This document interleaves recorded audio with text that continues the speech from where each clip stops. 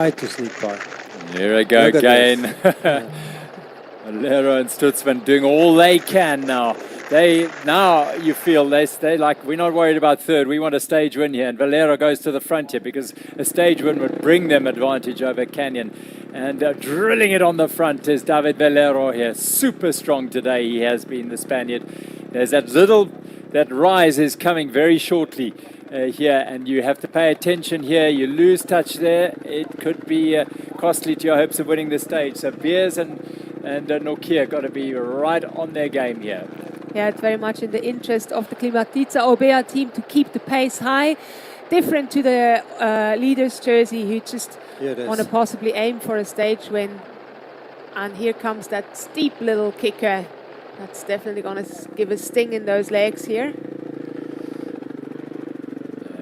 Out of the saddle most, except Mr. Beers. No, he finally does. Then you know it's a bit steep when he has to get out the saddle. Lovely to see the spectators out on the trails and welcoming the riders despite the weather. Squalls of rain coming through here.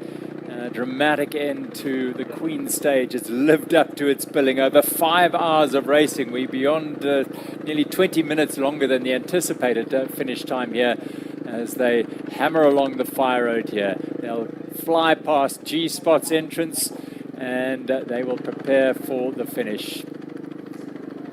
Yeah, not even this 500-meter climb that was stinging out of the profile of today was enough to really make a difference between these teams. Wow, the power that David Valero is putting on here is insane. His teammate Mark Stutzman very much having to sprint onto the wheel of Luca Braido and Simone Amondetto, not to lose that 3 riders in the front. And Matt Beers is doing the same, verbally pushing and pulling and cajoling. Yeah, he just went to the front to bring Tristan back, not to lose the group. Doing an excellent job just to look after his teammates. Yellow jerseys, so solid, so cohesive all the way through this week, and they continue. Little surge now. They're going to go into the single track. This is the key, the moment, because there's very little option after this. They're into the trail first, above and ahead of Valero. Stutzman couldn't stay with him, and he knew it was going to be tough. And now, Avendetto, down he goes. Oh, my gosh. Dynamic is going to change. He's back on his bike quickly. Avendetto is up the road, and this is drama right towards the end here of the stage. And the urgency to take the single track, we see a fall. Yellow jersey's in a bit of trouble. What a mistake. Was it Simone or Luca? I think it's Simone at the back. So always hard to distinguish the two of them. Nevertheless, what has happened is that one's at the front and one's at the back. Simone. So the attack didn't work out. So quickly it can happen, and you just make a mistake. They could have had the stage win in the back, right there, right in that moment. But then just one moment of not concentrating enough, and it goes out of your hands. So Klimatitsa Obea hold the aces here because they have 2 riders up the road, Tristan Nokia and Matt Beers. And then either end of this train, we've got Luca Braido at the front and Simone Avendetto at the back. And so a really, really tough call for the Willia Vittoria team, seeking a first stage win here and an opportunity, well, maybe a second or 2 it might be for Matt Beers and Tristan Nokia to claw back here. But Klimatitsa Obea, Valero and Stutzman have it all to gain here. They have a golden opportunity to win their first stage at the Absa Cape Epic today. And that comes as a result of that mistake just into that single track. Yeah, I was just about to say, look at how solid those 2 yellow leader jerseys are looking once again. And there it happens.